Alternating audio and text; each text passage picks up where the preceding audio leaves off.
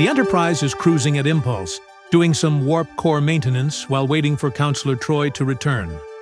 Yar and Worf try to finally give themselves a little character development in the background, foreshadowing that one of them is going to die soon. Suddenly, a distress call comes from Troy's shuttle. And of course, it has to be when the warp core is offline. Talk about bad timing.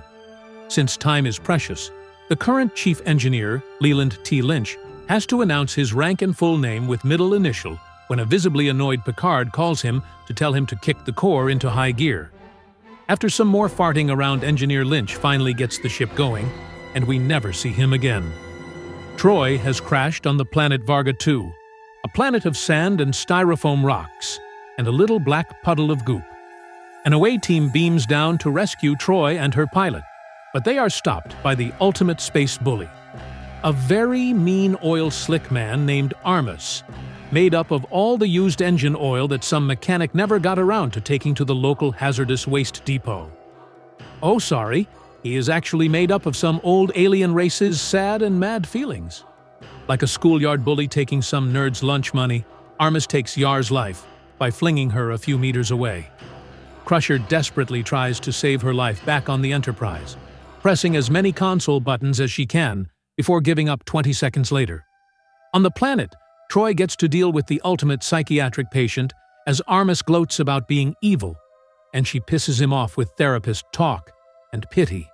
But the crew starts to notice his powers weaken when Troi gets him all riled up. Armus then goes back to tormenting the away team and drags Riker into the oil slick. Gross. Eventually, that stops amusing him, and he rolls him back out covered in black slime. Don't worry, some Dove dish soap will wash that right off. If it's good enough for a seabird caught in oil spills, it's good enough for Riker.